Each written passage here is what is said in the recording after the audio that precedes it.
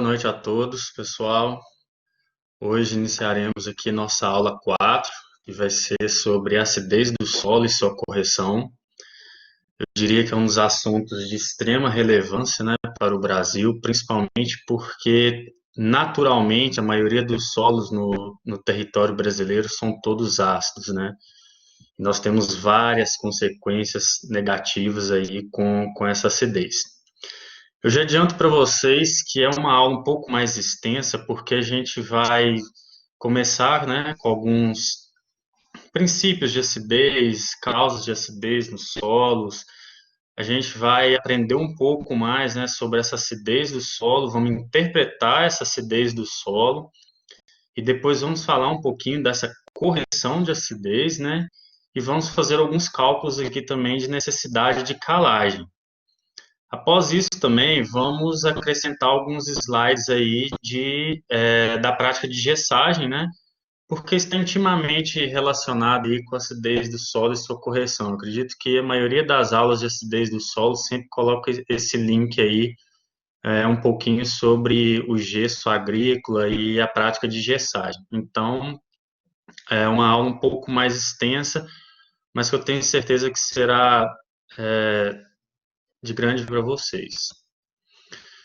Eu já começo a aula, né, mostrando essa figura que é sobre a acidez ativa dos solos no mundo. Essa acidez ativa seria basicamente o pH do solo, né? É um dos itens mais avaliados em todas as nossas análises de solo. Talvez seja o primeiro item que a gente bate o olho numa análise de solo, seja o pH, né?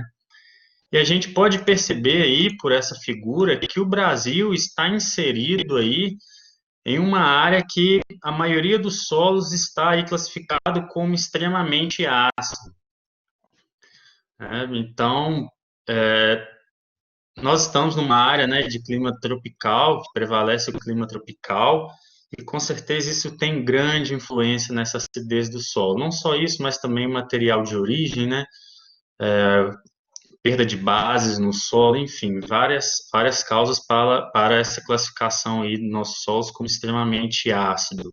A grande maioria, lógico que nós temos exceções em território nacional também. Quais são as condições frequentes em solos ácidos, né? Fitotoxidez por alumínio e manganês.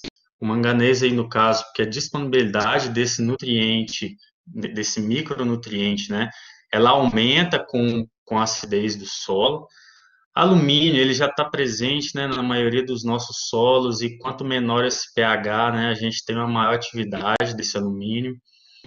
Deficiência de cálcio e magnésio, baixa atividade microbiana, menor taxa de decomposição da matéria orgânica, né? A gente sabe que os micro-organismos precisam de nutrientes para decompor essa matéria orgânica, e nossos solos já são ácidos, né, e pobres nutricionalmente, então dificulta também essa decomposição.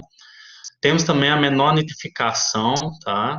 Uma menor eficiência das adubações, e a gente lembra muito das adubações fosfatadas, né? Na prática, a gente sabe que é inviável fazer uma aplicação de adubos fosfatados em solos ácidos, e também baixo crescimento e produtividade das plantas, ok? Aqui uma imagem bem ilustrativa. Solos ácidos, a maioria dos nossos solos ácidos, a atividade do alumínio é muito elevada, né?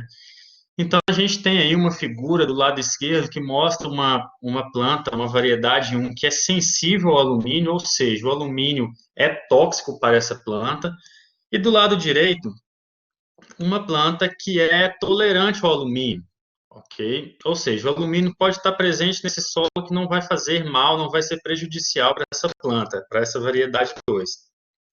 Podemos perceber aí na imagem do lado esquerdo que num solo não corrigido, ou seja, num solo ácido, o crescimento radicular dessa planta, que é sensível ao alumínio, fica muito prejudicado, né? E principalmente porque uma das funções tóxicas aí do alumínio é a inibição do crescimento radicular. E aí, esse mesmo solo corrigido, quando o seu pH está corrigido, a gente tem um crescimento aí bem satisfatório, né, de raízes dessa planta. Na figura do lado direito, a variedade que é tolerante ao alumínio, se o solo estiver não corrigido ou corrigido, né, o crescimento de raiz aí será o mesmo. Lógico que isso depende de outros fatores também. Por exemplo, a disponibilidade de cálcio nesse solo. Mas aqui, contando com que todas os outros nutrientes estejam em disponibilidade boa, enfim, avaliando apenas a tolerância ao alumínio, ok?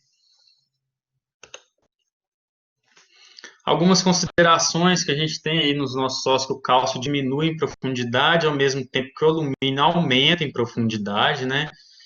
Aí, mais uma vez, a gente pode ver do lado esquerdo, para essa planta que tem um menor crescimento radicular, a gente tem a menor concentração de cálcio em profundidade, ok? E uma maior concentração de alumínio em profundidade, e isso, por consequência, leva a um menor crescimento radicular, tanto pelo efeito tóxico do alumínio, quanto pela menor disponibilidade de cálcio, porque o cálcio é um dos nutrientes mais importantes para o crescimento de raiz, ok? Em contrapartida, a gente tem aí, né, um crescimento ótimo de raiz aí num solo em que o alumínio tem uma disponibilidade menor aí em profundidade e a concentração do cálcio é relativamente maior, tá? Então, nós temos aí um crescimento ótimo, tanto por ter uma quantidade de alumínio e maior quantidade de cálcio, maior concentração nesse solo aí, ok? Essa é uma figura clássica usada nas disciplinas, né, de solos, que é o pH versus disponibilidade de nutrientes.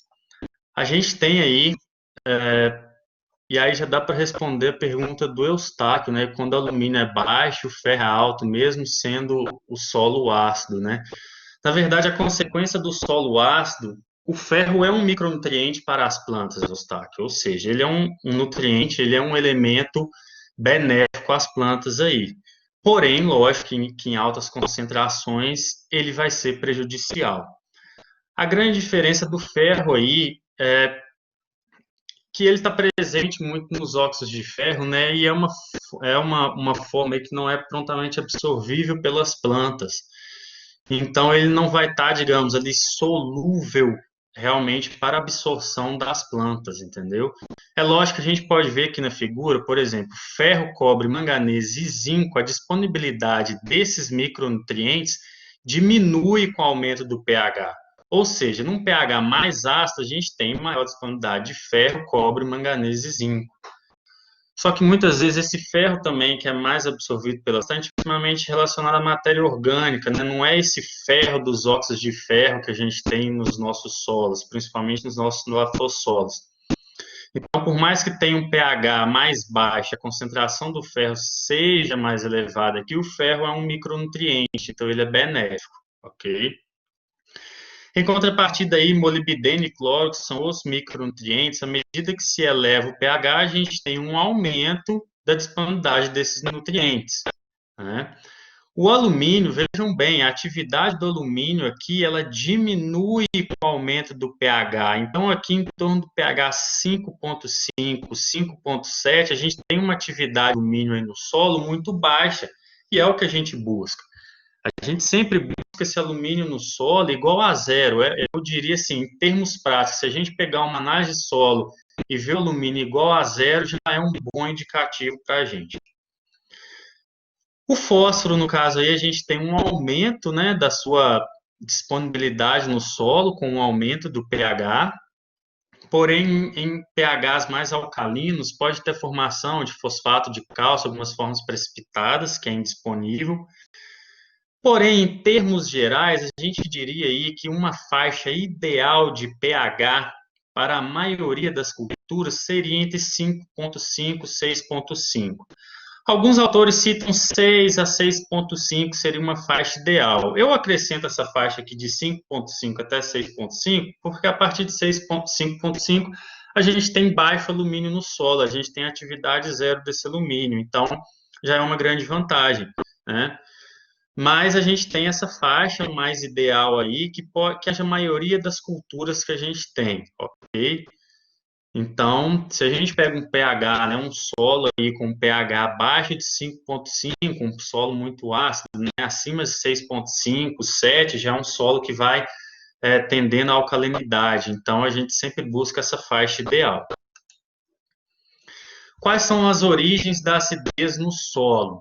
Em condições naturais, esses solos nossos, principalmente no Brasil, já são ácidos devido ao material de origem, né? A gente tem material de origem no Brasil muito pobre, diferentemente de outros países.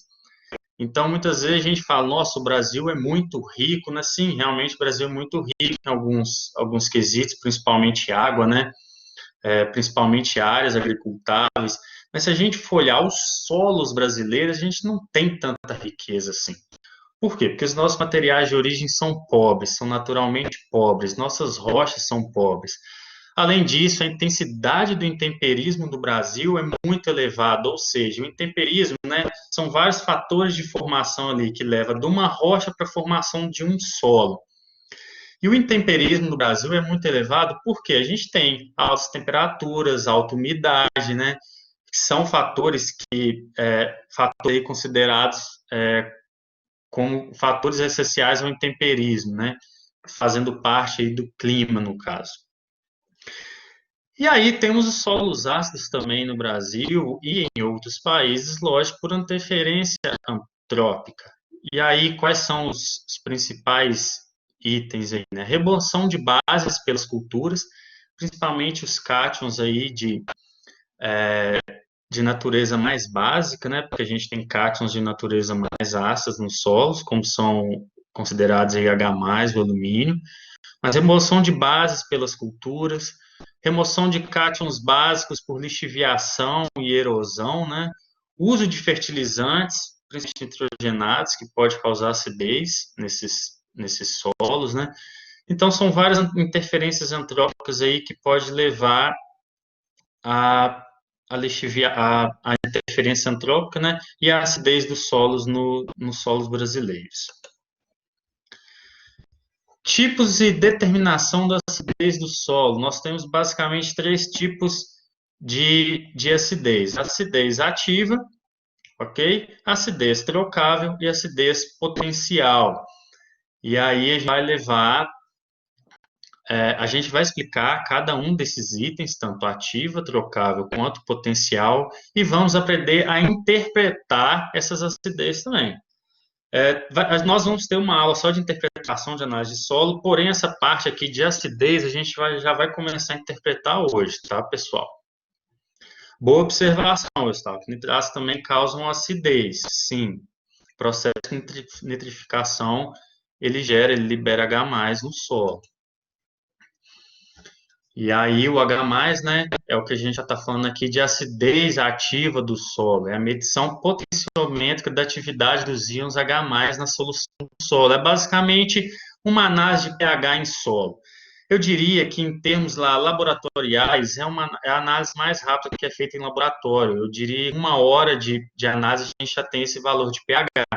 Só que a gente tem o valor em pH em água, e também pH em soluções salinas, como cloreto de potássio e cloreto de cálcio, ok? E aí, nesse caso de soluções salinas aí, eu já entro no próximo slide, que é sobre o caráter elétrico do solo. O pH, principalmente em cloreto de potássio, ele é muito utilizado. A gente quer classificar um solo, avaliar se esse solo é eletronegativo ou eletropositivo, né? O pH em cloreto, nessas soluções salinas, ele sofre menos interferência de íons, ok? Ok, Nathan perguntou, eu nunca entendi qual a diferença de pH em água e pH em KCl. Basicamente, né, o pH em água é uma medida lá que a gente pega uma concentração, um certo cachimbinho de pH de solo, e homogeneiza nisso numa solução que é água, basicamente é água, ok? E aí a gente tem o valor do pH. O pH em KCl, a solução que é colocada no solo, é o cloreto de potássio a 1 mol por litro. ou seja, é uma solução salina. Essa solução salina aí do cloreto de potássio, ela é muito utilizada, e aí eu volto para esse slide aqui, principalmente em levantamentos de solo que a gente faz. Por quê? Porque esse pH em KCl, ele é menos susceptível a variações de sais nessa solução. Ou seja, a gente tem ali uma concentração de sal que é relativamente próxima ao original do solo. E aí a gente utiliza muitas vezes esse pH em KCl para compará-lo com o pH em água, para ver se um solo é eletronegativo ou eletropositivo. Aqui no primeiro exemplo, a gente tem um solo que é o pH em KCl foi menor que o pH em água. E aí nós temos um valor de delta pH do solo, que é o delta pH, o pH em KCl menos o pH em água. E aí no primeiro exemplo aqui, se eu tenho um solo que o pH em KCl foi menor que o pH em água, nós temos um solo eletronegativo. E o que significa isso, Nathan? Quando a gente coloca lá a solução de KCl em contato com o solo, a gente tem uma alta concentração de potássio. Esse potássio desloca os íons hidrogênio da fase sólida do solo. Esse íon hidrogênio vai para a solução e, consequentemente, a gente tem um valor de pH menor, ok? Justamente por essa troca de potássio com íons H+. Ou seja, se a gente tem um pH menor, né, e a gente tem esse pH em KCl menor que o pH em água, esse delta pH vai ser negativo e esse solo vai ser eletronegativo, ou seja, ele vai ter maior capacidade de reter cátions, né, íons de carga positiva nesse solo. A gente tem o contrário, né, e aí é o segundo exemplo aí, o pH em KCl é maior que o pH em água, esse solo é eletropositivo, ou seja, ele tem a prevalência de cargas positivas nesse solo. E aí, quando a gente coloca lá, né, a solução de cloreto de potássio, a gente tem mais hidroxilas lá ligados a esse solo, tem mais cargas positivas, e daí o cloro que vai substituir essas hidroxilas vão para a solução e a gente vai ter um pH maior. Se a gente vai ter um pH maior e esse pH for maior que o pH em água, esse solo vai ser positivo, né? Vai ser eletropositivo, porque o delta pH vai ser positivo, ok? E qual a interpretação para a acidez ativa do solo? E aí, Eustáquio, eu te digo, esse pH em KCl, basicamente nos nossos manuais de interpretação aí, a gente utiliza o pH em água para interpretação, ok? A gente não utiliza esse pH em KCl para interpretar a acidez do solo, tá? Segundo, por exemplo, quinta aproximação, os nossos boletins. A gente utiliza o pH em água, e é aqui que a gente começa a interpretar, ok? Aqui a gente tem duas classificações para o pH em água nos nossos, né, nos nossos solos. A gente tem uma classificação química da acidez ativa, que é, como o próprio nome diz, é quimicamente, ou seja, a gente vai classificar se um solo é ácido ou se ele é alcalino, porque é isso que a química nos diz, ok? E aí vamos supor que a gente recebe uma análise de solo em que o pH foi 5,5. Então, de acordo com a classificação química, aí, né, a gente vai ter uma acidez média, ok? Se o pH é exatamente 7, aí, a gente tem, né, um pH do solo de uma forma neutra. Mas o que interessa para nós mesmos, né, em situação aí de campo, é essa classificação agronômica embaixo, nesse slide. Que é o quê? A gente tem uma classificação de muito baixo, baixo, bom, alto ou muito alto. E aí, conforme eu disse, né, se a gente pegar um solo aí com pH, uma análise de solo com pH igual a 5,5 pH em água, tá, pessoal? A gente tem uma classificação aí, né, agronômica considerada como bom. Okay? E aí eu diria que, assim, a análise do pH, a gente não precisa de uma tabelinha, a gente não precisa de um livro, né? De acordo com aquele slide que eu mostrei para vocês anteriormente, de pH versus disponibilidade de nutrientes, a gente sabe que um pH ali 5,5, 6,5 é o ideal para a maioria das culturas. Então, é um valorzinho aí que a gente, uma faixa que a gente deveria ter gravado aí na cabeça, ok?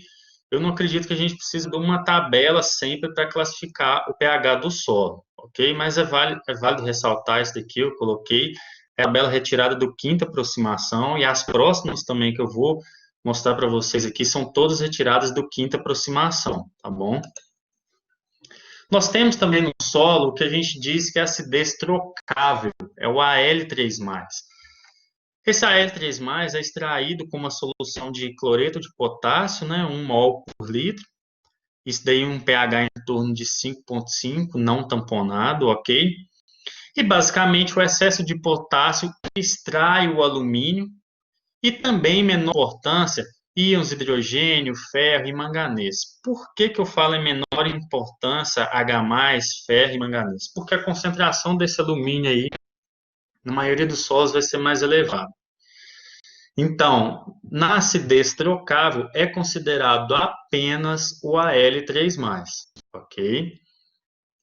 E aí, esse Al3+, extraído, né, por essa solução de cloreto de potássio, por que ele é extraído? Porque o potássio, né, é um cátion com cargas positivas, ok? E ele, pela elevada concentração, apenas retira esse alumínio do complexo de troca.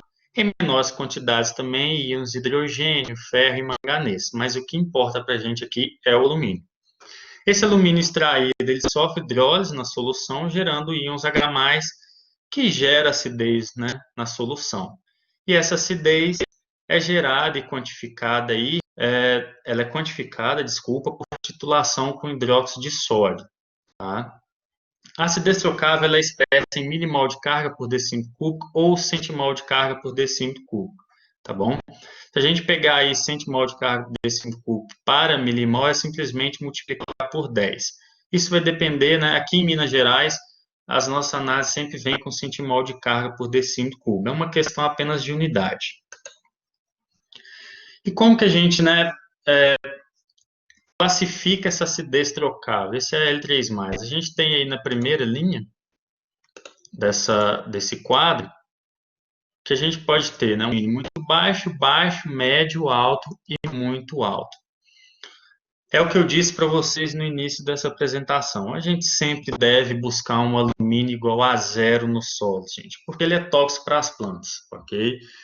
Então, para a maioria das culturas aí no caso, porque como eu disse, a gente tem algumas variedades tolerantes aí também. Mas a gente sempre busca alumínio igual a 0 nos solos. Por quê?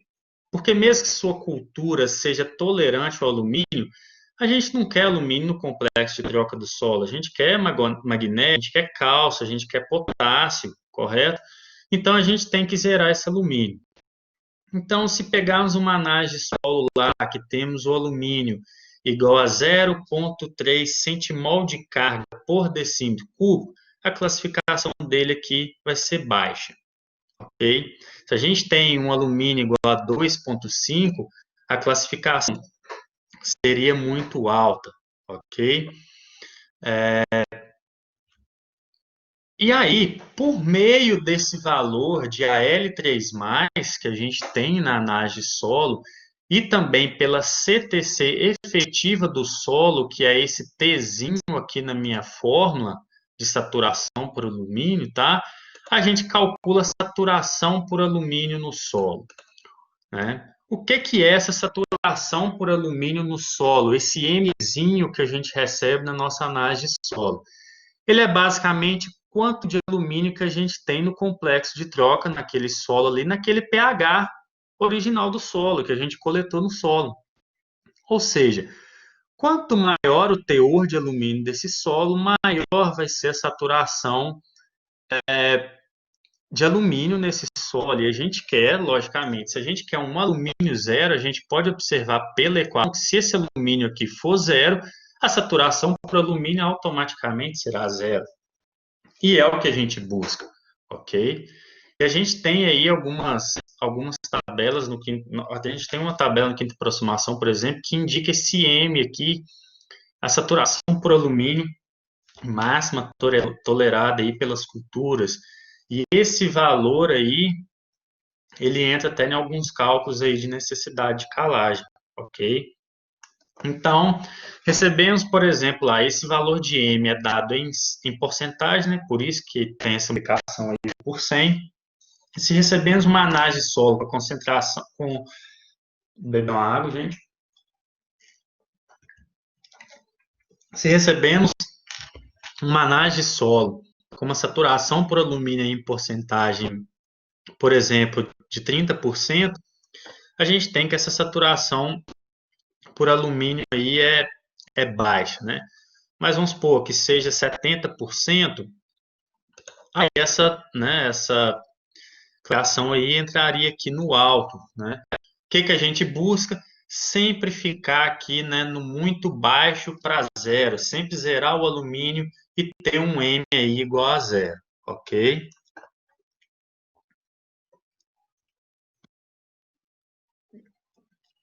Sim, sim, o Eustáquio falou aí, né, que algumas vezes fala em baixas concentrações ou em altas concentrações. Sim, isso depende das tabelas que a gente pega, né? Mas como eu disse, vamos buscar sempre alumínio igual a zero, ok? E, consequentemente, a nossa saturação por alumínio no solo será zero, de acordo com a fórmula. Esse M é apenas um cálculo, tá, pessoal? O que a gente tem é a análise do Al3+, né? E aí a gente tem a CTC efetiva lá, um valorzinho lá em centimol de carga por decímetro cúbico também, e é apenas substituir nessa forma aqui. É um cálculo simples, ok? Temos também a terceira e última aí, acidez no solo, que é a acidez potencial do solo, que é o H mais Al, o famoso H mais Al que está lá nas nossas análises de solo também. Esse H mais Al, ele é uma soma aí da acidez trocável mais acidez não trocável. Por que ele coloca essa acidez não trocável? Porque essa análise de acidez potencial, ela é extraída em solução de acetato de cálcio, 0,5 mol por litro em pH 7. Né? É uma solução aí que a gente diz tamponada porque a gente tem esse controle desse pH aí no valor 7, ok? E por isso que entra aí essa acidez não trocável nessa análise também. Porque o trocável, né, já é analisado ali, ok? E aí, na acidez não trocável, no pH mais tamponado, a gente tem, né, a, a liberação aí, por exemplo, de hidrogênio que está ligado covalentemente, de alumínio que está ligado mais covalentemente em, em colóides do solo, tá? Então a gente tira o que a gente dissocia aí, por exemplo, hidrogênio que está ligado fortemente nos colóides do solo, alguns alumínios também, mas principalmente hidrogênio nesse caso. Mas também entra a acidez trocável, o Al3+ lá, que foi retirado também lá, nossa acidez no slide anterior, tá?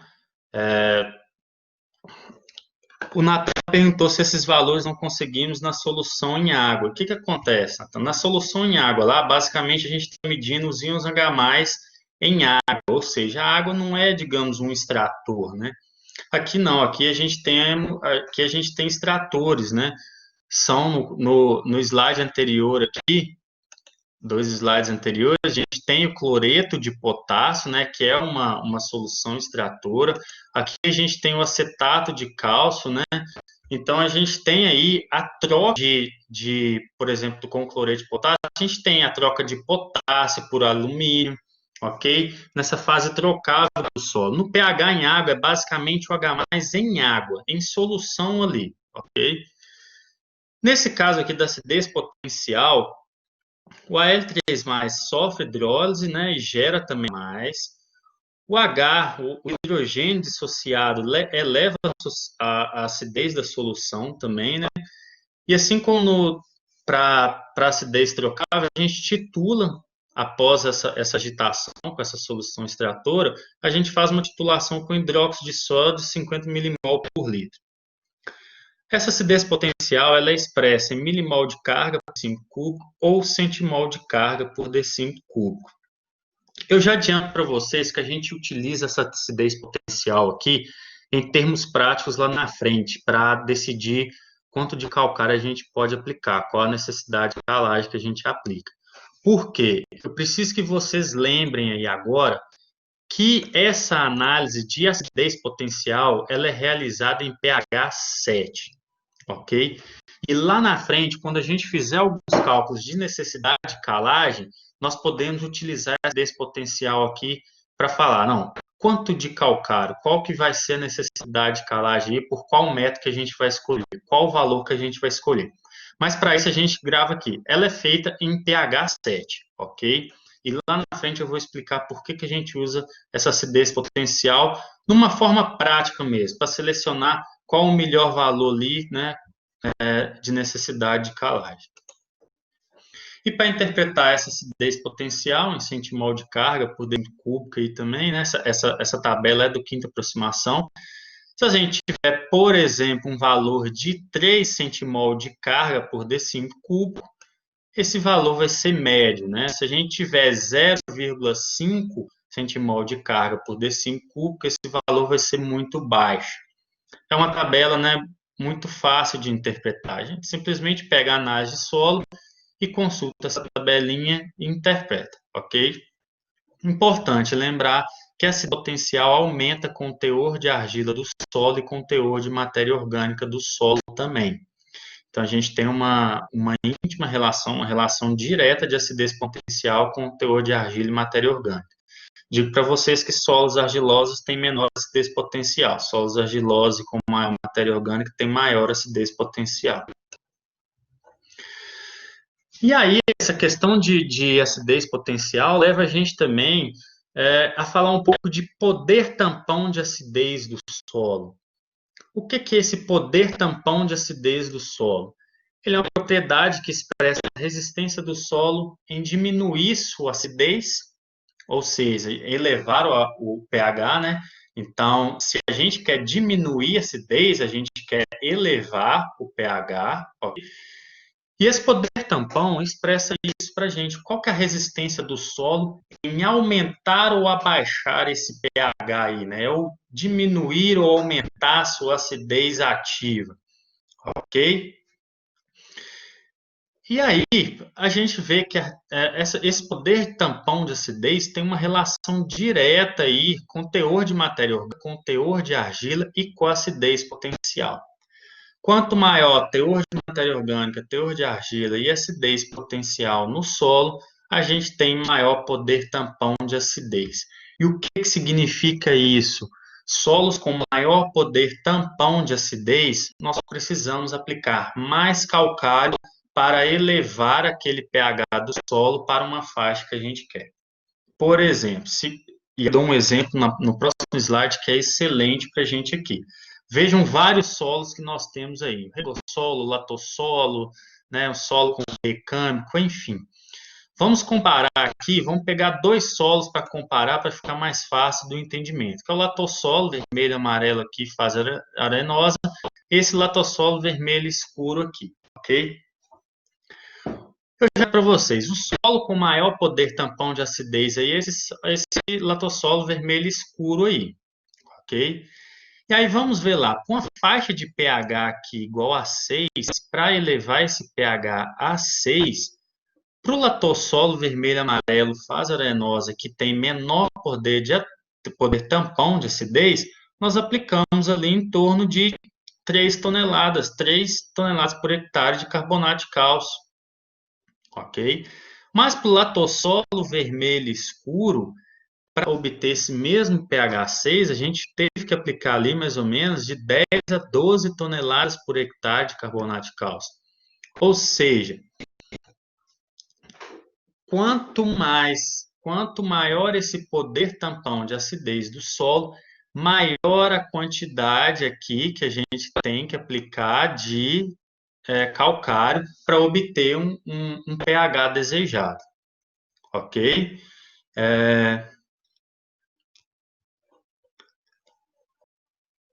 E aí a gente pode fazer, né,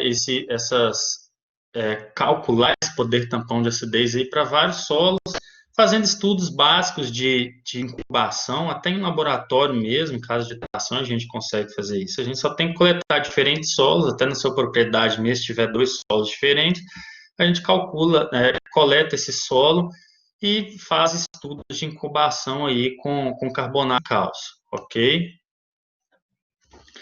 E aí a gente já entra nos corretivos da acidez do solo. O Eduardo perguntou, chegando à pergunta ali do Eduardo, que é a maior acidez potencial devido à matéria orgânica.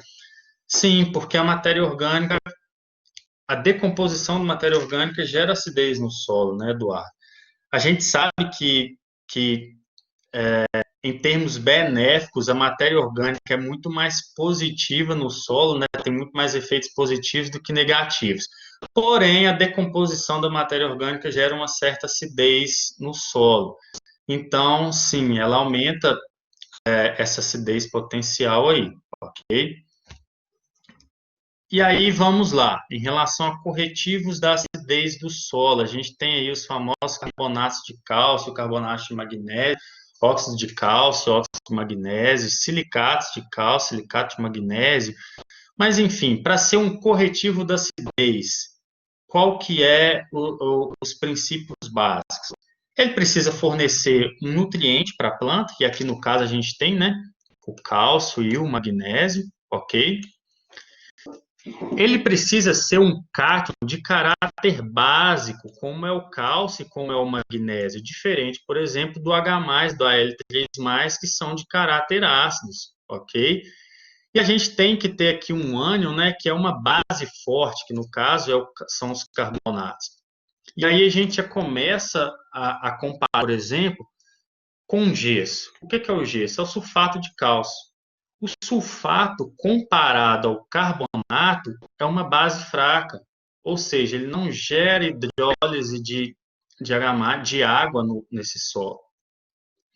O carbonato aqui, ele gera a hidrólise da água nessas reações químicas, ou seja, ele quebra as moléculas de água, libera hidroxilas, e no final lá dessa reação química, a hidroxila se liga a íons de hidrogênio e forma água. A diferença, basicamente, dos corretivos da acidez para o gesso agrícola é essa.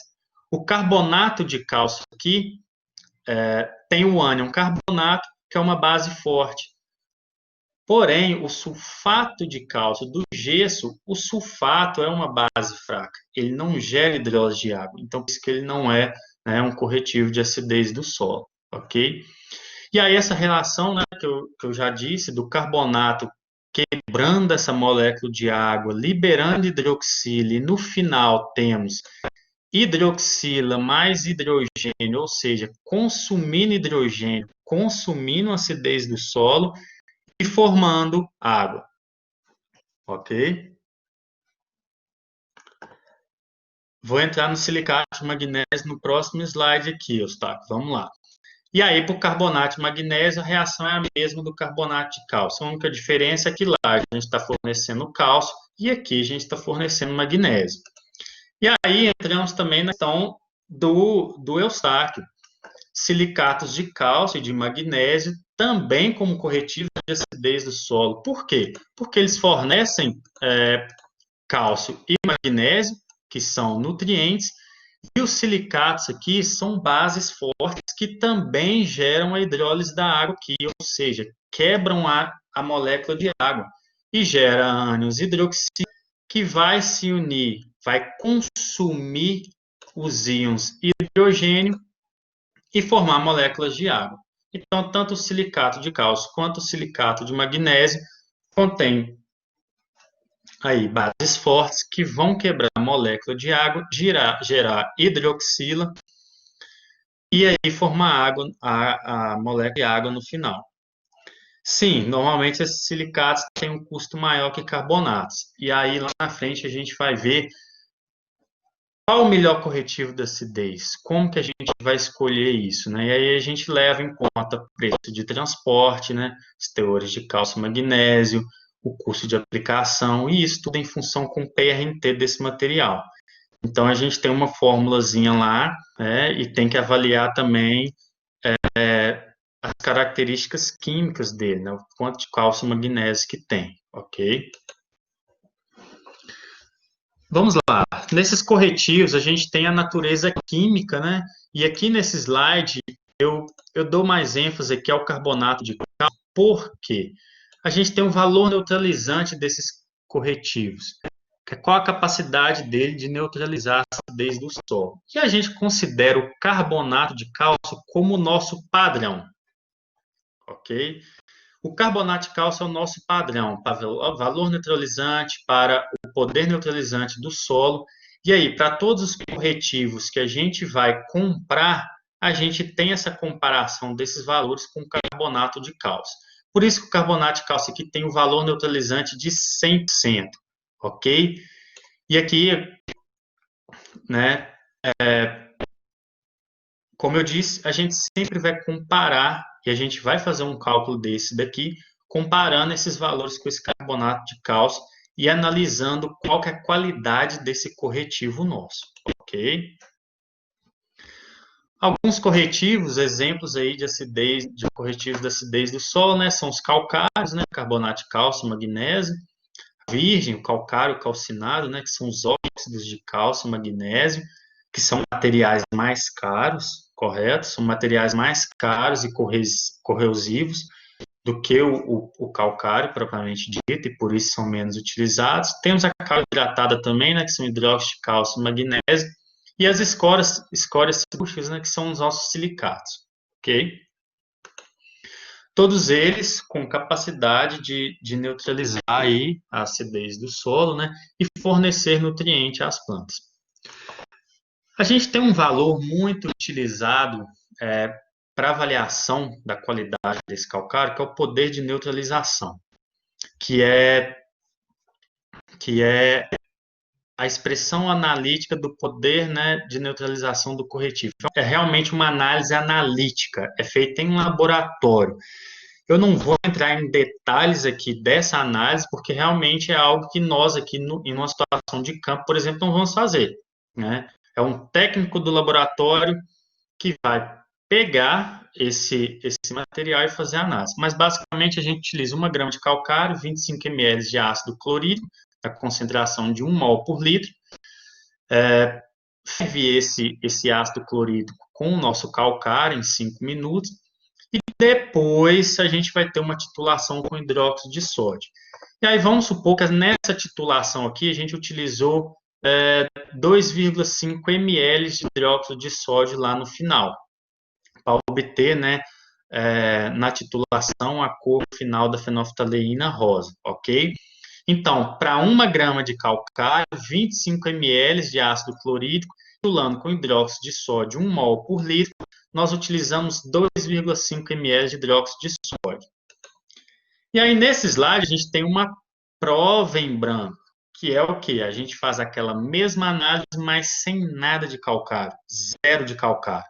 Então, a gente só coloca 25 ml de ácido clorídrico e na titulação com hidróxido de sódio, logicamente que a gente vai utilizar 25 ml para titular, correto?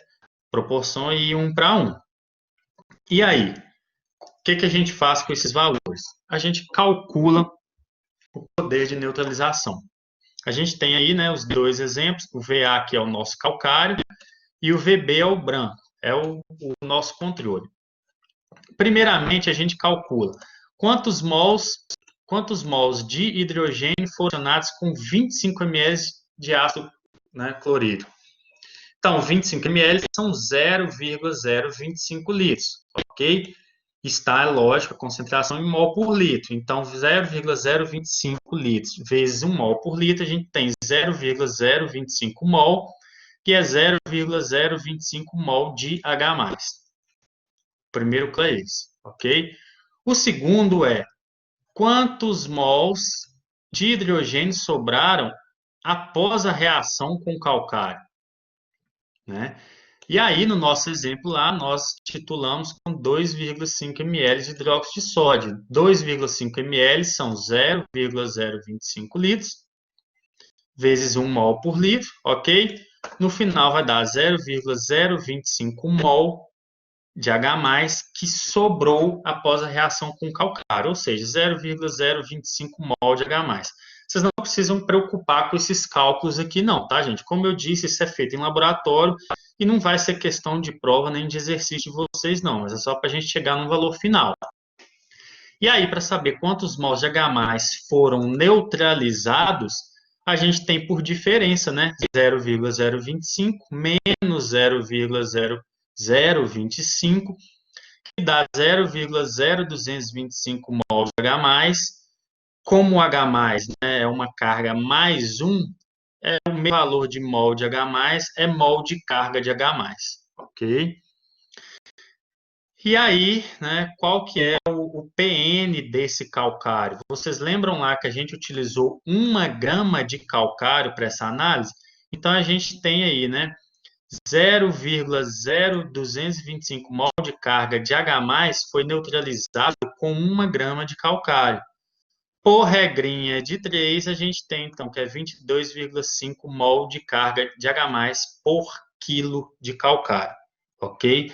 Então, para esse calcário, 22,5 mol de carga de hidrogênio, de acidez, né, é neutralizado com 1 quilo aí desse calcário nosso que a gente comprou, tá? Mas o poder neutralizante do calcário é expresso em relação ao carbonato de cálcio, que tem o PN de 100%, ok? Como eu disse, o carbonato de cálcio é o nosso padrão. O carbonato de cálcio, gente, ele tem, né, ele consegue neutralizar lá 20 mol de carga de H+ por quilo dele. Só que o nosso calcário, o nosso cálculo que foi feito, a nossa análise no laboratório, nos deu o valor de 22,5 mol de carga por quilo. Então, o que, que a gente faz com esses valores? A gente faz a relação, né, do nosso calcário com carbonato de cálcio. Simplesmente divide 22,5 dividido por 20, dá 1,125. E aí a gente quer esse valor em porcentagem, né? E aí em porcentagem a gente tem 112,5%, que é aproximadamente 112%. Então, o poder neutralizante, neutralização desse calcário que a gente comprou é 112%. O que significa isso em termos práticos?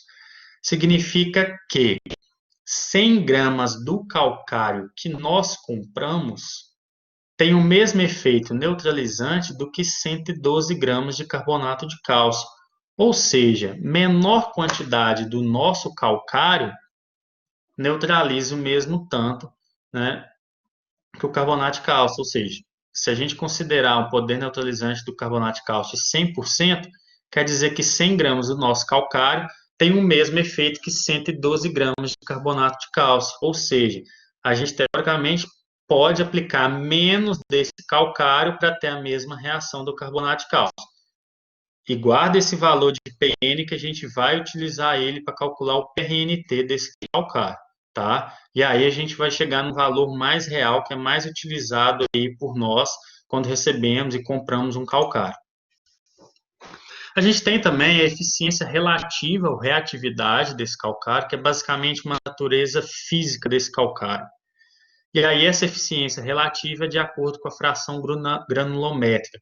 É realmente físico, gente. A gente tem peneiras aí, né, que cada classificação dessa peneira, por exemplo, retida na peneira de 10 aqui, nesse primeiro exemplo, a gente tem uma eficiência relativa de 0 e a fração granulométrica desse calcário é maior que 2 milímetros. Por exemplo, se a gente tem um calcário que passa na peneira número 50, conforme as normas da ABNT, a eficiência relativa é 100 e a fração granulométrica é menor ou igual a 0,30. Ou seja, a maior reatividade desse calcário é quanto mais fino for esse calcário. Então, quanto menor a fração granulométrica desse calcário, maior vai ser a eficiência relativa. E essa eficiência relativa nos dá uma indicação da proporção do calcário que é solubilizada em 3 meses, de forma teórica, tá, pessoal?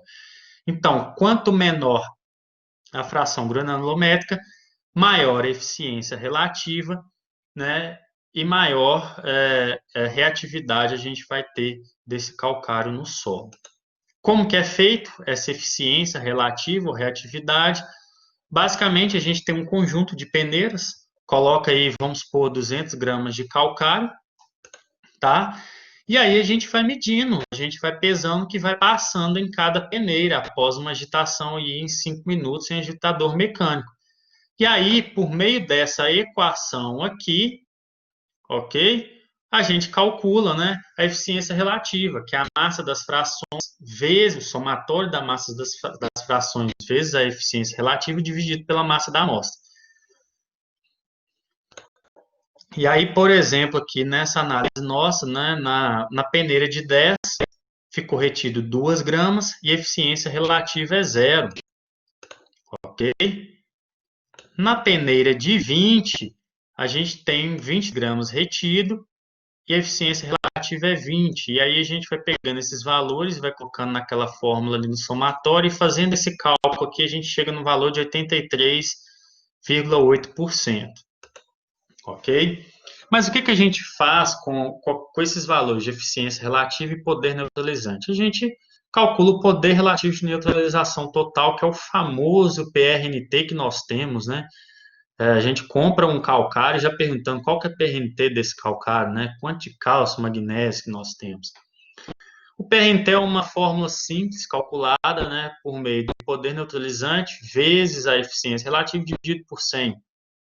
E aí, pegando os valores que a gente obteve nos slides anteriores, nós temos aí 112,5 vezes 83,8 dividido por 100, que é igual a 94,3 e arredondando 94%. O que significa esses 94%? A gente sabe que o poder de neutralização ele expressa em relação ao carbonato de cálcio, né? A gente aprendeu isso lá nos 2 slides anteriores. Então, o PRNT ele indica a quantidade de carbonato de cálcio que teria o mesmo efeito neutralizante que 100 partes desse nosso calcário aqui em 3 meses. Por quê? Porque a eficiência relativa ela fala, né, que a reatividade lá que ocorre em 3 meses. Então, em termos práticos, resumindo, concluindo, com um PRNT de 94%, nós sabemos que 100 quilos do calcário terá o mesmo efeito que 94 quilos de carbonato de cálcio. Ou seja, a gente vai ter que aplicar um pouco mais desse calcário que nós compramos para obter, né, os 100% de PRNT, que é do carbonato de cálcio. E esse valor de PRNT entra também no cálculo de quantidade de calcário a ser aplicado, e a gente vai aprender em alguns slides para frente, tá? A gente sabe que o maior PRNT significa maior reatividade do calcário no solo e menor tempo para expressar o efeito corretivo desse calcário no solo. Lógico que esse efeito corretivo do calcário depende de água, né, pessoal? Não adianta nada aplicar 2, 3 meses antes de cultivar, né? Qualquer cultura, o milho, a soja, o café, o que for. Se eu aplicar 2, 3 meses antes do início do cultivo e não tiver nenhuma precipitação, não tiver água suficiente para solubilizar esse calcário, então o efeito corretivo dele vai ser zero, porque nós precisamos de água para solubilizar esse material. E aí é o que eu tinha dito lá, né, anteriormente, que a gente tem como calcular aí o custo efetivo desse calcário e qual calcário que a gente pode escolher para a fazenda, né? Basicamente, o custo do calcário ele é em função do custo do produto, ok? Mais custo do transporte, mais custo de aplicação, ok? Então, qual que é o custo efetivo do PRNT desse calcário aí? A gente divide o preço aí, o valor por tonelada na fazenda, dividido por PRNT. E, logicamente, quanto menor quanto menor esse valor por unidade, melhor é para a gente. Porém, por exemplo, se a gente for pensar, estamos num solo pobre em magnésio e vamos comprar um calcário e dolomite com maior concentração de magnésio.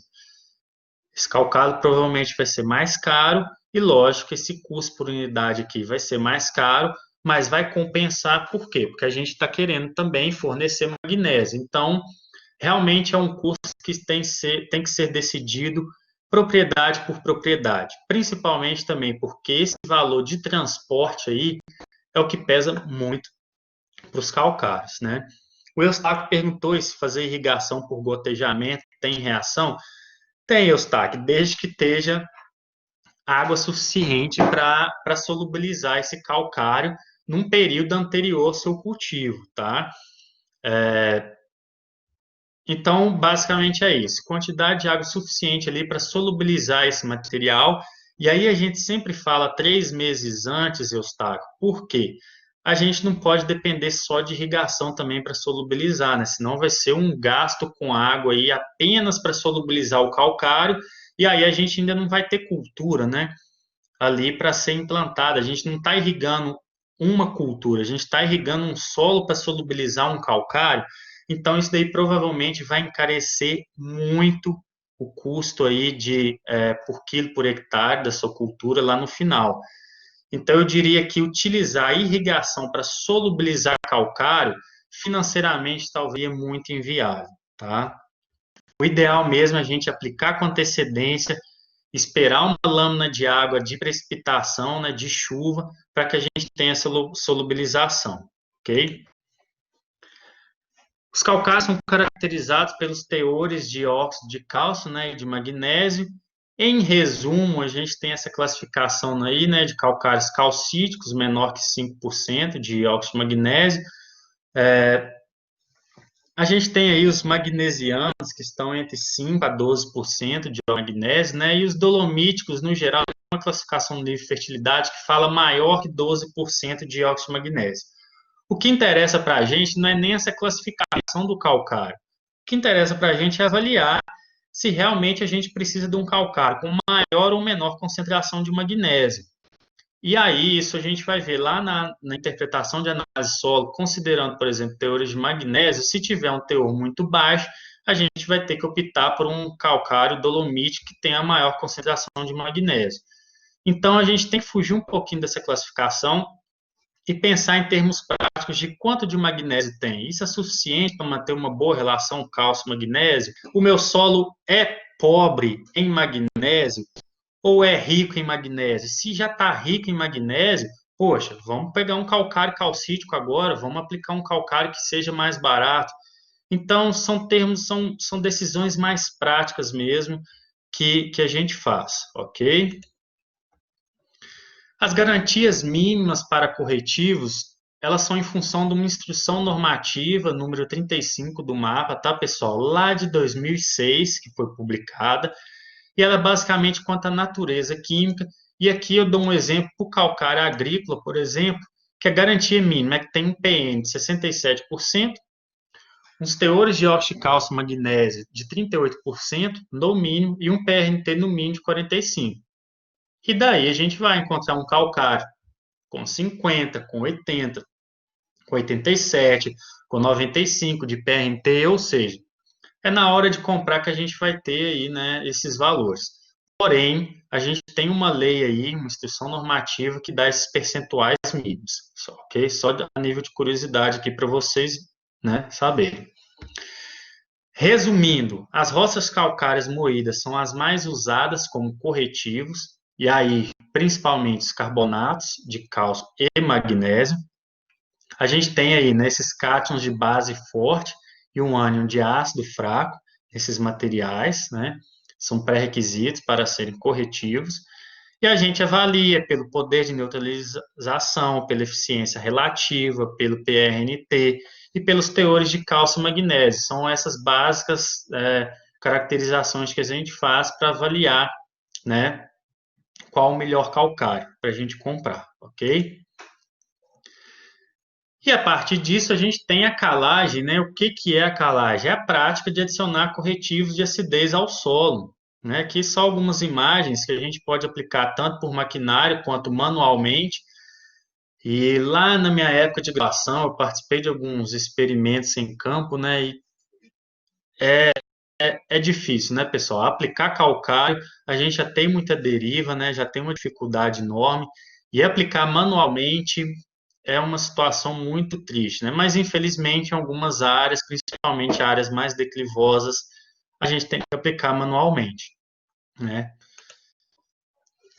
Qual a época, né, o momento de aplicação? A gente pode aplicar em área total, a gente pode aplicar em cova, no sulco ou em faixas, né?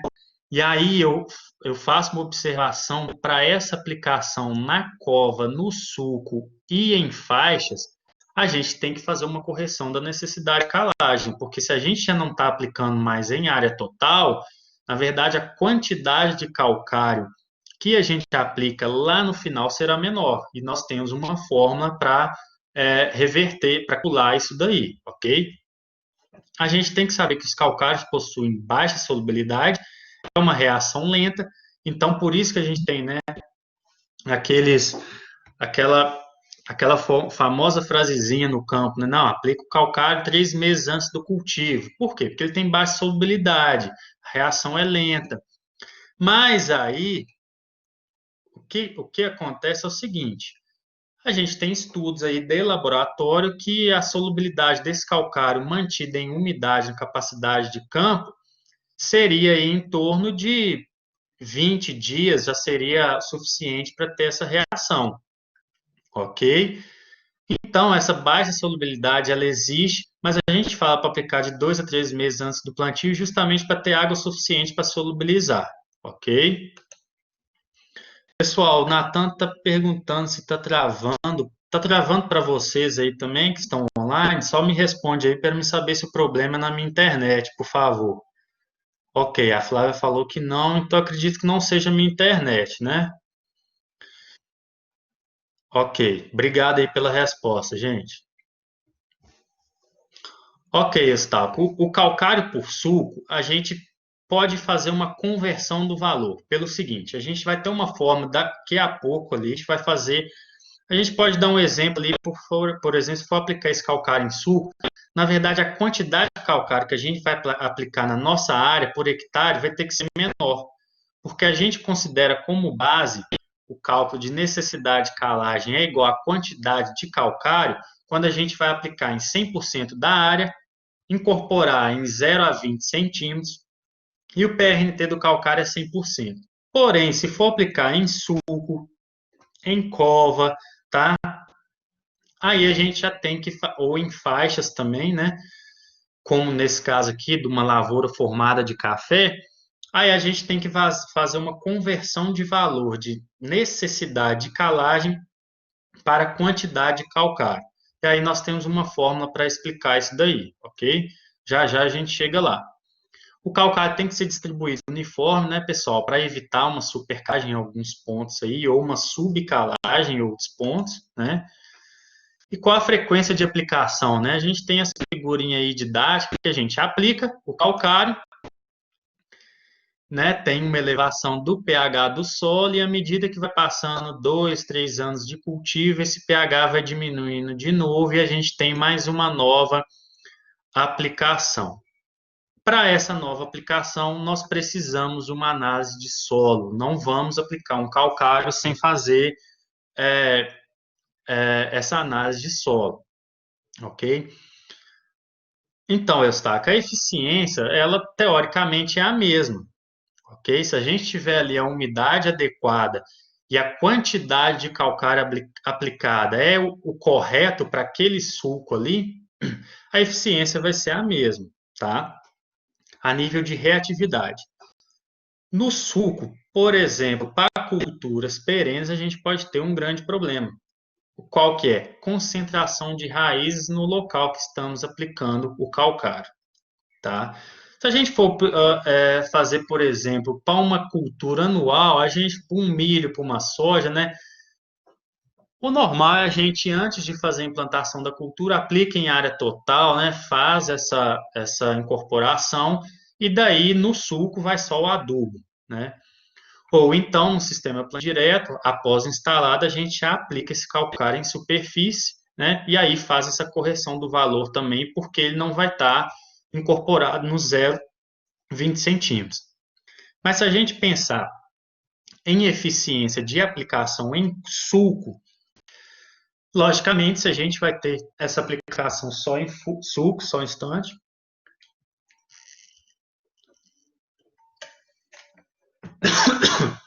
se aplicarmos só em sulco, nós vamos ter aí aquela correção do pH do solo.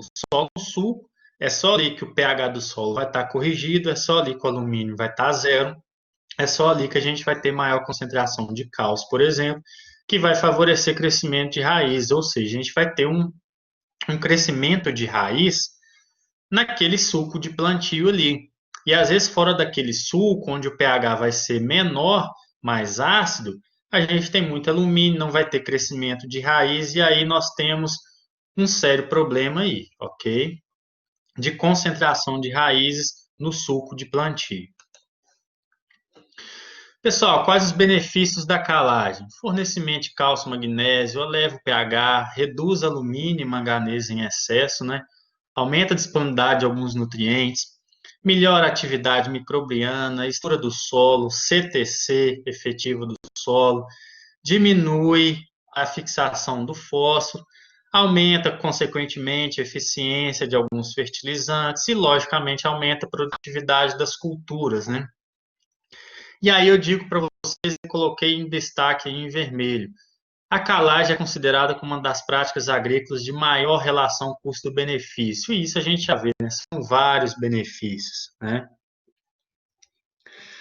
Olha só, o Eduardo está falando que na empresa tem um implemento que aplica o calcário já em profundidade, de 10 centímetros. E tem uma lâmina que vai abrir no solo e um jato que aplica em profundidade maior. Isso ajuda a reatividade do calcário? Já viu esse implemento? Eu já vi alguns vídeos, Eduardo. O que acontece? A reatividade do calcário, é como eu disse, ela depende de água, mas ela depende também do contato aí desse calcário com a solução do solo. À medida que você incorpora e aumenta esse contato do calcário com a solução do solo e coloca água no solo, logicamente a gente tem maior reatividade, tá? Ok, professor, posso aplicar calcário e depois já aplicar meu adubo? Aqui eles estão aplicando o adubo balanço. A gente tem um sério problema aí no sistema plantio direto hoje, né? Que é a aplicação de calcário a lanço e depois vem é, e aplica, por exemplo, os fertilizantes fosfatados a lanço, potássicos a lanço. E aí eu digo para vocês, um grande problema aí seria o seguinte: calcário e fósforo, né? O calcário tem cálcio e o fósforo aí, junto com esse calcário, pode precipitar em fosfato de cálcio. O fosfato de cálcio não é absorvível pelas plantas, então a gente pode diminuir o fósforo disponível para as plantas nessa aplicação direta aí de calcário e depois adubo. Por isso que é melhor aplicar o calcário, esperar um tempo para solubilização, para a reação dele no solo e depois aplicar os adubos, ok? E temos também, podemos ter o problema aí da supercalagem, né? Que é uma dose além da necessária, né? Às vezes, por um erro de cálculo, pode acontecer, né? Somos humanos. Às vezes, por uma aplicação indevida, ou então uma não distribuição, uma incorporação de forma adequada, né? Isso daí tudo é calculado lá na quantidade calcária a ser aplicada. E a supercalagem pode elevar, né, o pH do solo e pode diminuir a disponibilidade de micronutrientes, por exemplo, ferro, zinco, manganês e cobre. Pode levar a maior perda de N por volatilização. A gente sabe que a volatilização de amônia é altamente dependente de pHs alcalinos, né? pH mais alcalino, maior volatilização. Tem desbalanço de disponibilidade de alguns nutrientes e, lógico, menor produtividade em consequência de todos os efeitos negativos. Ok? Vamos lá, quais são as pressuposições para a necessidade de calagem? A superfície coberta em 100% da área, ok? A camada corrigida é de 0 a 20 centímetros de profundidade, ok? E um calcário de PRT de 100%. A necessidade de calagem vai ser a quantidade de calcário a ser aplicada apenas se a gente for aplicar em 100% da área, incorporar 0,20 centímetros de profundidade e PRT de 100%. Se alguma dessas três pressuposições não forem iguais a essa, a gente tem uma fórmula para corrigir. E depois a gente vai aprender um pouco sobre isso, ok? A gente tem alguns métodos de recomendação de calagem, né? Curva de neutralização. Basicamente, pegamos vários solos, incubamos com carbonato de cálcio na umidade e capacidade de campo, e aí fazemos, né, a medição do pH depois de 45, 60 dias incubados, e por equações, né, a gente sabe aí quanto de calcário tem que ser aplicado. Temos um método lá no Rio Grande do Sul, Santa Catarina, que é a solução tampão, né, o SMP. Basicamente, nós temos um valor de pH de SMP calculado, né, feita essa análise em laboratório, e por meio dele nós temos valores já tabelados, né, para calcular a necessidade para, por exemplo, chegar no pH 5,5, 6, 6,5. Ele tem a vantagem que é um método bem simples de calcular a necessidade de calagem, que é apenas pegar o valor de pH SMP e olhar na tabelinha. E temos os dois métodos que a gente vai dar mais ênfase aqui na aula hoje, que é de neutralização da acidez trocável e elevação dos teores trocáveis de cálcio e magnésio, e o método da saturação por base. O primeiro deles, da neutralização da acidez trocável e elevação de cálcio e magnésio, isso está tudo no quinta aproximação, tá, pessoal? Essa fórmula também está no quinta aproximação. E eu já adianto para vocês que vai ter uma questãozinha lá na prova final suas, que é para calcular a necessidade de calagem, tanto por esse método quanto pelo próximo método, saturação por bases, e depois para definir quanto que eu vou aplicar de calcário, ok?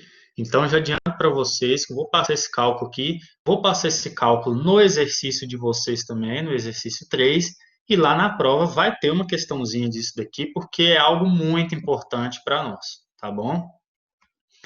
Esse cálculo da necessidade de calagem em função dessa fórmula, né, em que esse Y em função do poder tampão de acidez do solo, então quanto maior o percentual de argila do solo, maior o poder tampão de acidez e maior é esse Y, né? E aí a relação inversa que a gente aprendeu na aula anterior e que na aula de interpretação lá de análise de solo eu vou explicar melhor que a questão do fósforo remanescente. Quanto maior o teor de argila no solo, menor é o seu P remanescente, ok? E maior poder tampão de acidez vai ter esse solo. Então, a relação inversa, percentual de argila, P remanescente. E a gente ainda vai se aprender isso bem na aula de interpretação de análise de solo lá, que vai ser mais para os nutrientes, enfim. Ainda vamos ter isso, tá? E aí, esse valor de Y é tabelado, tá ok? Na fórmula aí, esse valor de Al3+, tá? É o que vem na nossa análise de solo, basicamente, né? A nossa acidez trocável lá. Esse MT na fórmula, ele é tabelado, é a saturação de alumínio crítica para cada cultura, é específico para cada cultura. Esse valor de Tzinho é simplesmente nossa CTC efetiva do solo, já vem na análise de solo, tá ok? Esse Al também já vem na análise de solo. Esse cálcio e magnésio aqui já vem na análise de solo. E esse X aqui, esse Y, são valores tabelados. Ou seja, é simplesmente pegar valores e substituir na fórmula, tá? Esse X é simplesmente a exigência da cultura em cálcio e magnésio. Vários estudos foram feitos lá no passado mostraram que a exigência para determinada cultura é 2 centimol de carga, para outra é 3, enfim, é um valor tabelado. Aqui é um exemplo, né, daquilo que eu disse para vocês, a saturação de alumínio crítica para a cultura, ok? E do X também, tá? Então, para o milho lá, por exemplo, a gente tem um MT entre 12 e 25, e lá no cálculo a gente vai vai considerar o valor de 20, e o valor de X aí a gente utiliza o valor de 2 centimol de carga por decímetro cúbico. Se fosse o café, por exemplo, esses valores seriam 25 e 3,5. São valores tabelados. Basicamente, está lá no quinta aproximação. E temos também o método de elevação de saturação por bases, que é o V%, né? A saturação por base no nosso solo, a gente pega lá, vem o V%. Então, ela entra na fórmula aqui, que é o VA, é a saturação por base atual. Mas a gente quer chegar, a gente quer um VE, que é o ideal para cada cultura, ok? E aí, esse VE vai ter na tabelinha lá também do quinta aproximação, ou seja, para cada cultura a gente tem uma saturação por base adequada. Esse valor de T é basicamente a CTC potencial do solo, tá, pessoal?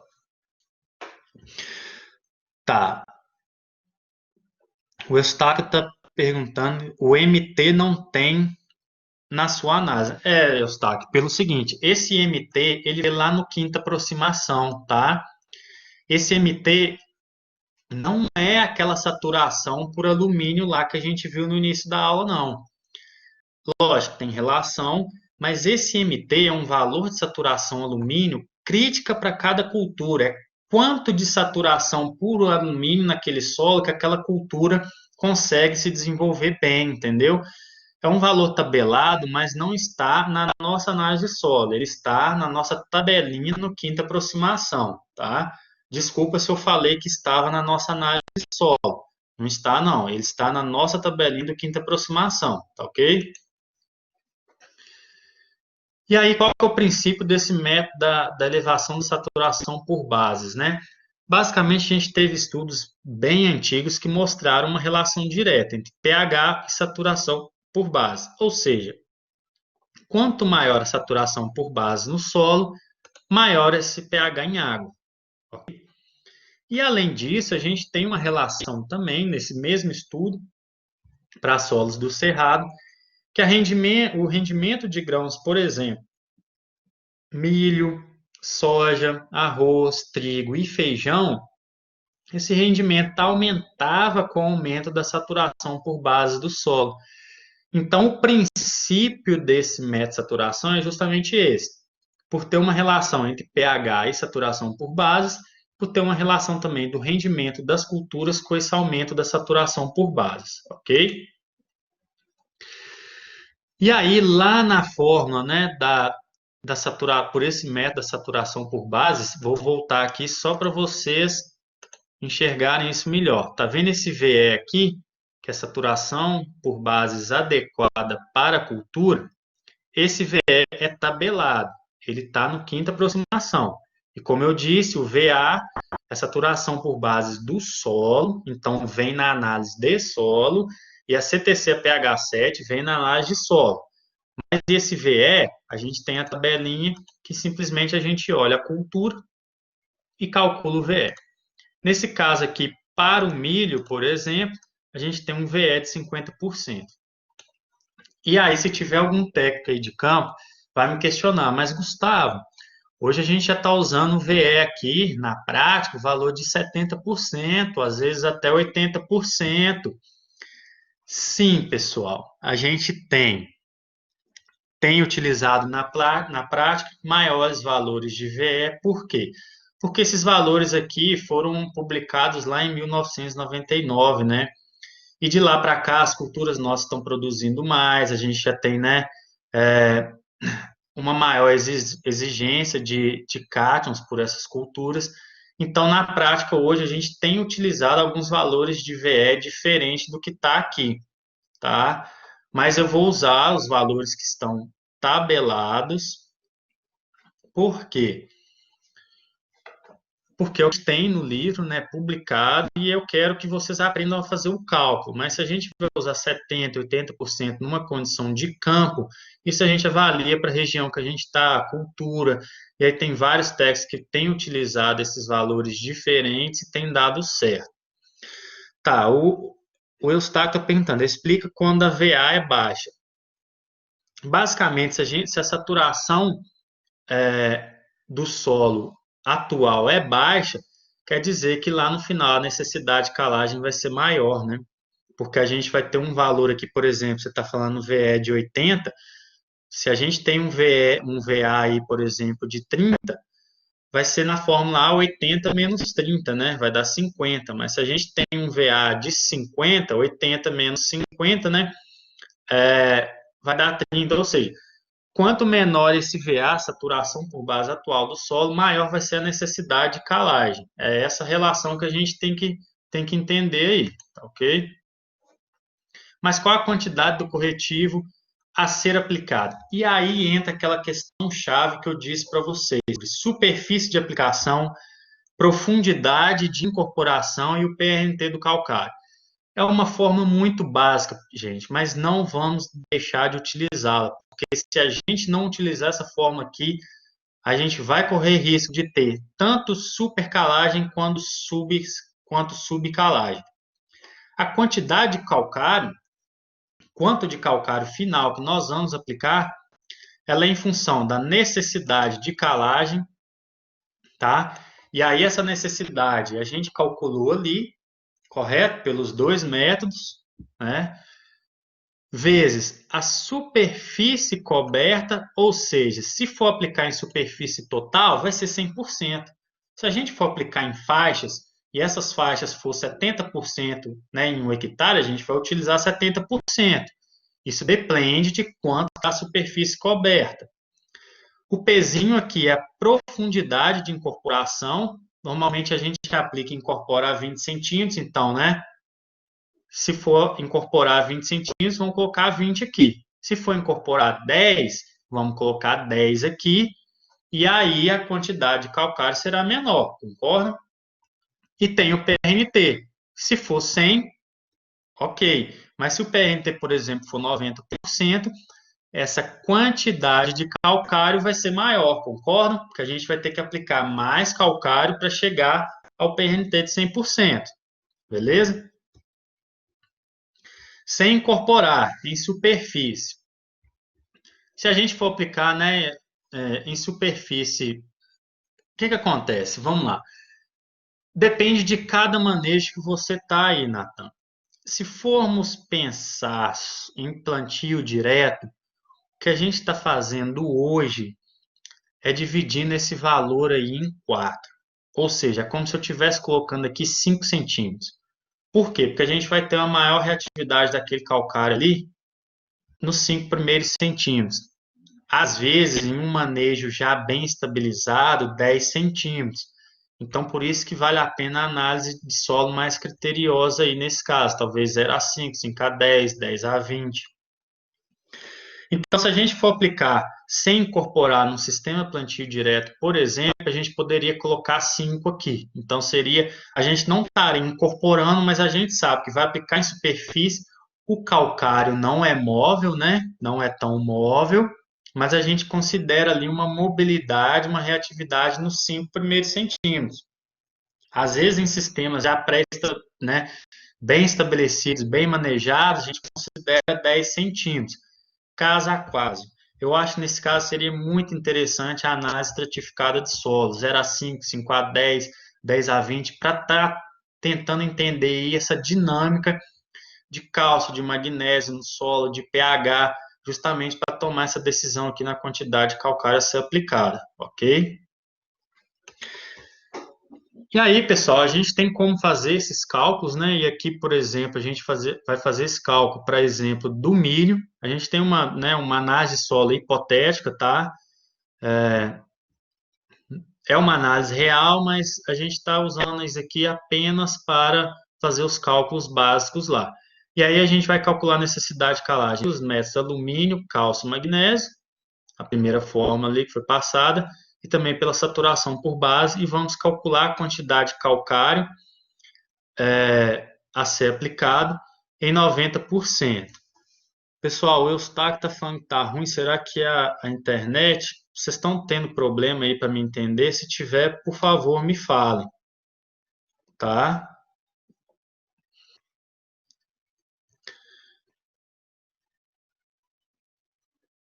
Análise de solo, vocês não estão enxergando.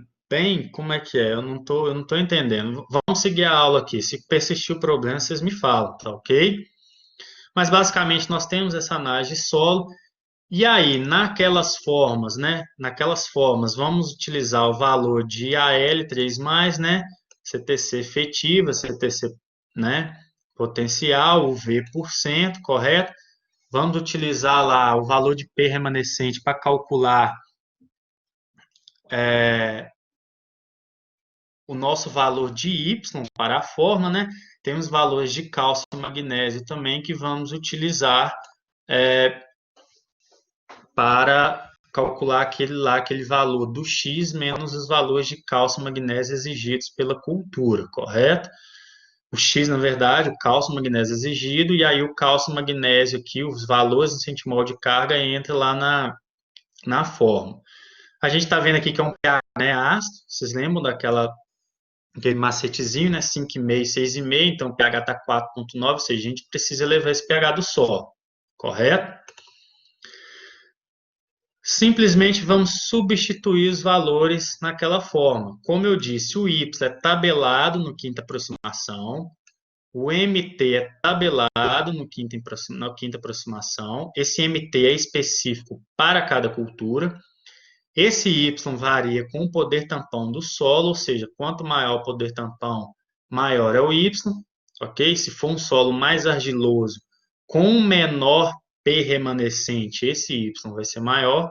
E aqui temos também o X, que é tabelado no quinta aproximação. Em contrapartida, na análise de solo, nós temos o valor de alumínio, da CTC efetiva, e de cálcio e magnésio. Simplesmente a gente vai substituir aqueles valores aqui nessa forma e vamos encontrar aí o valor de 2,5 toneladas por hectare. Ok? Se tiverem dúvida, pessoal, do que foi feito aqui, me falem aí nas mensagens agora, que aí lá na aula de interpretação de análise de solo, a gente volta a fazer mais cálculos de necessidade de calagem, tá? A gente não pode perder tanto tempo, porque já passamos do tempo aí, né? Mas realmente é uma aula muito extensa.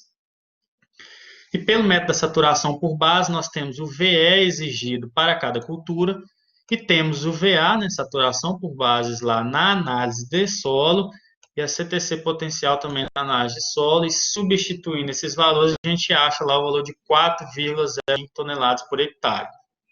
Vou passar esse mesmo exercício aqui para vocês fazerem em casa, tá, pessoal?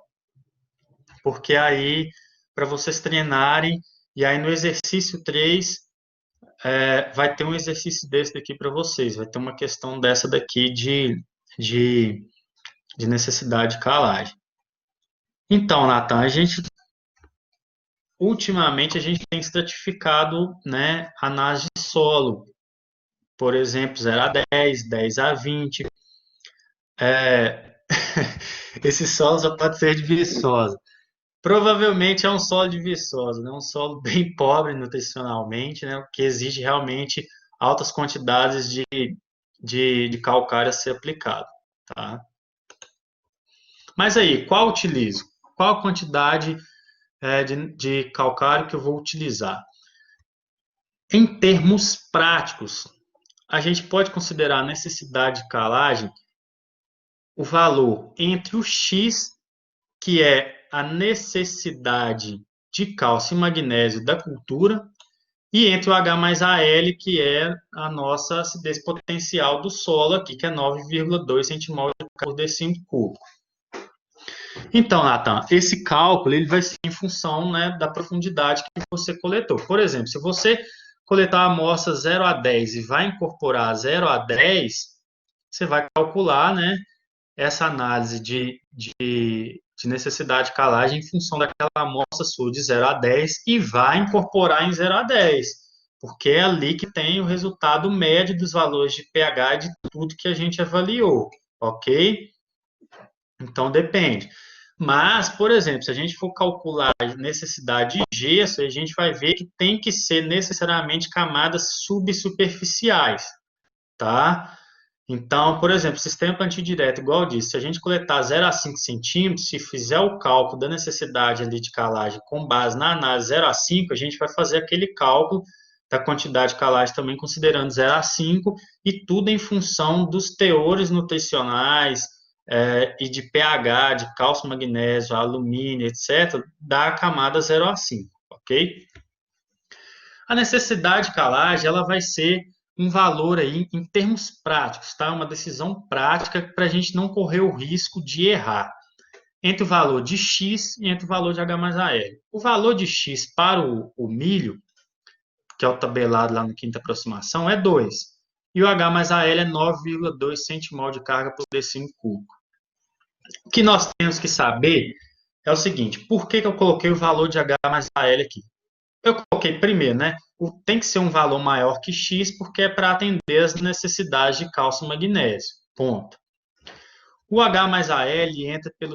Vocês lembram que eu disse que o H mais AL é uma análise que é feita em pH 7, em pH tamponado, e aí tem uma formulazinha lá, tem cálculos químicos que a gente faz que mostra que 1 tonelada por hectare de carbonato de cálcio, né, de PRNT 100%, né, ou o seu calcário, PRNT 100%, tem capacidade de neutralizar 1 centimol de carga por decímetro cúbico de H mais AL.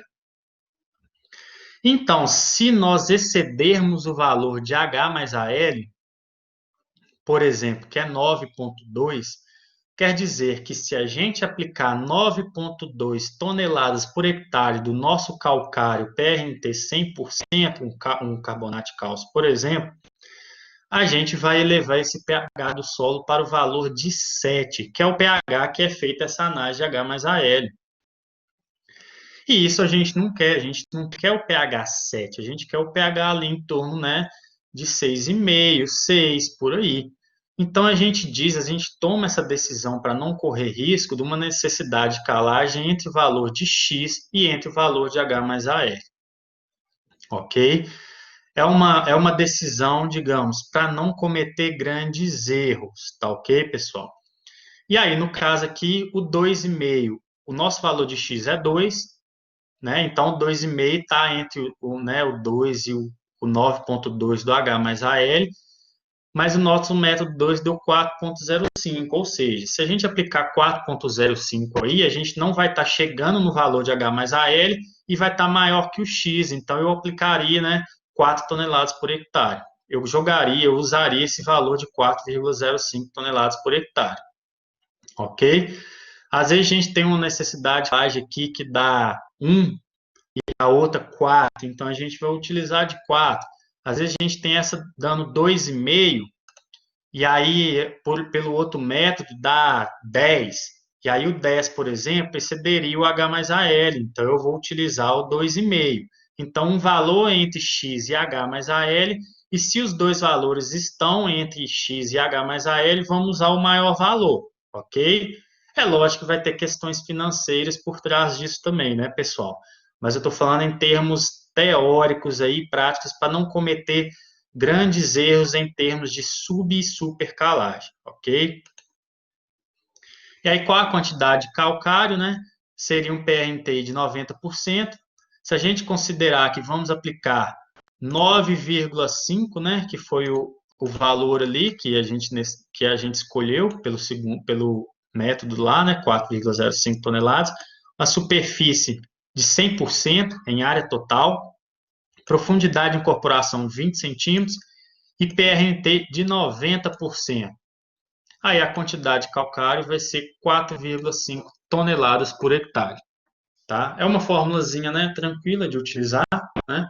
E aí, como eu disse, se a superfície for 70%, no lugar de 100 aqui, nesse lugar de 100, vamos utilizar 70%.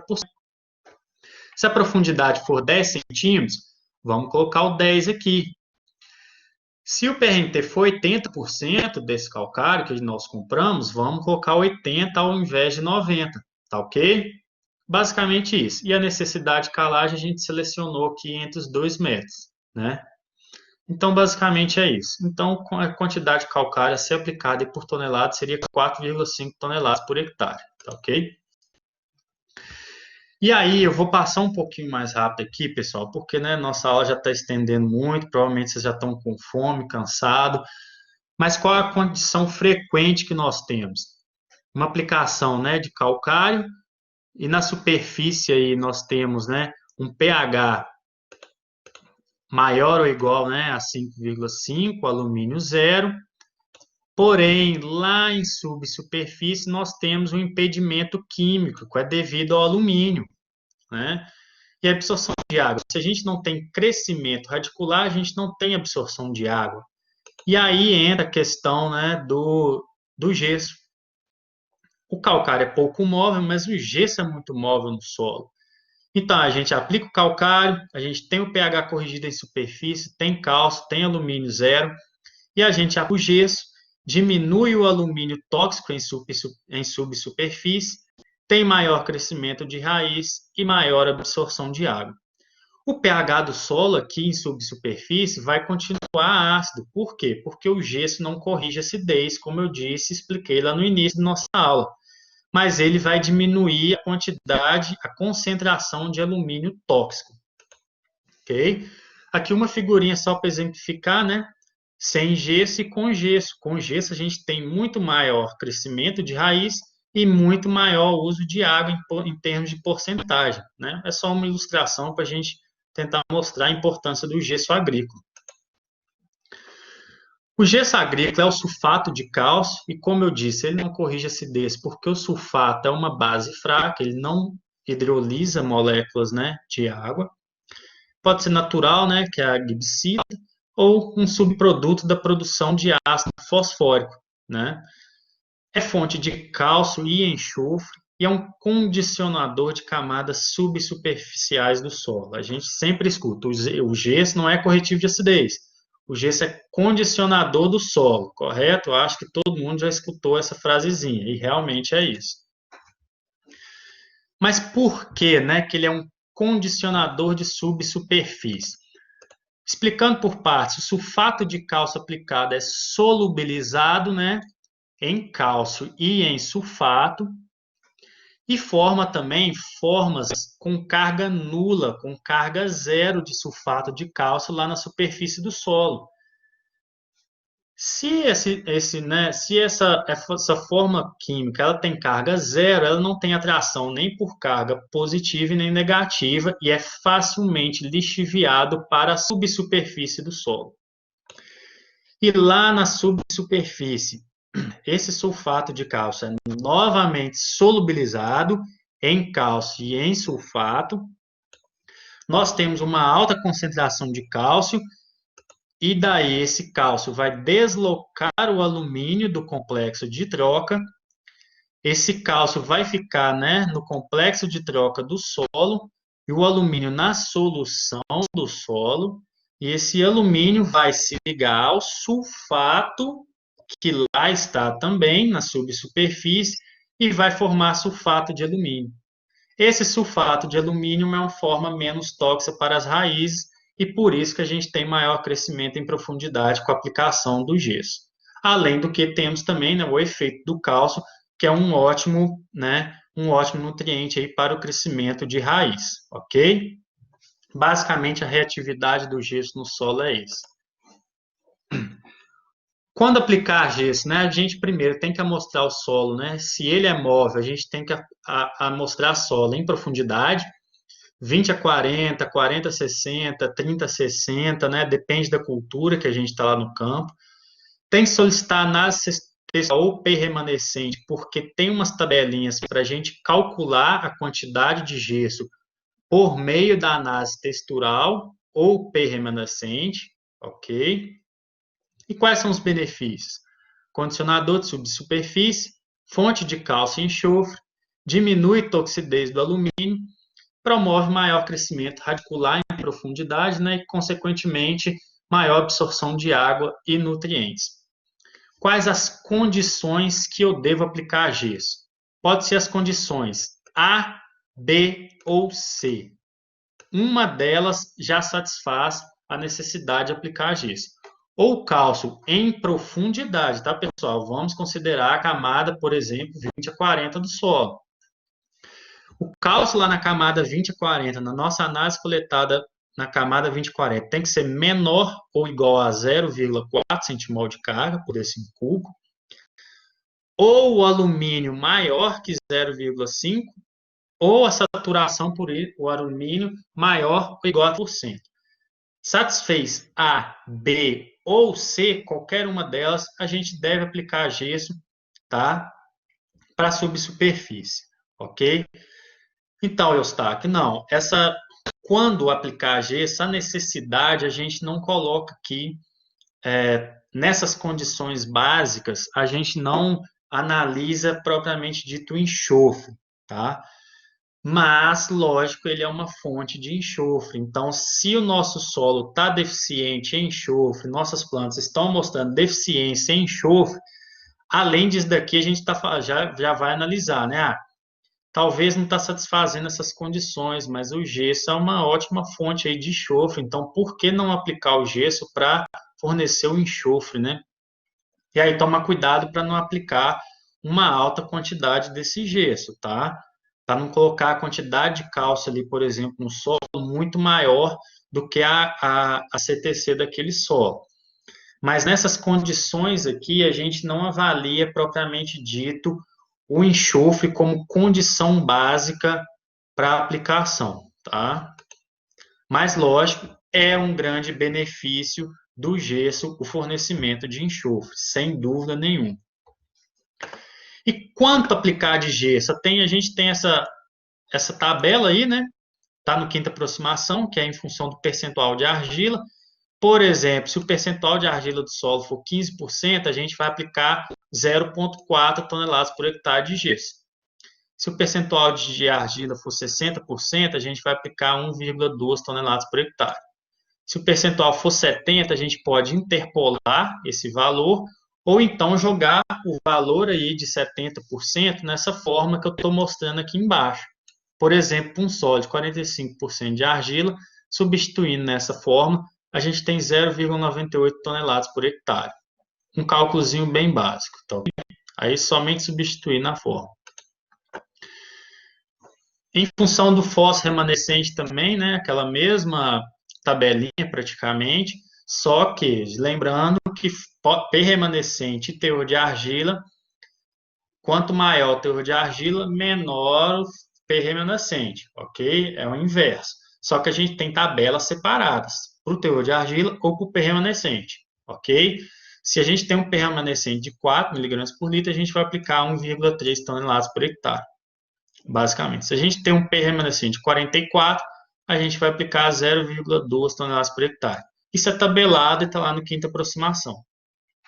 A gente tem essa forma aqui também, que a necessidade de gesso é 0,25 vezes a necessidade de calagem por aquela forma do Al3+ e do cálcio magnésio, tá? Então, essa necessidade de calagem nessa forma aqui é por meio do cálculo daquela necessidade de calagem do método Al3+ e cálcio magnésio. Ok, pessoal? Então, tem essas formas aí de ver quanto aplicar de gesso.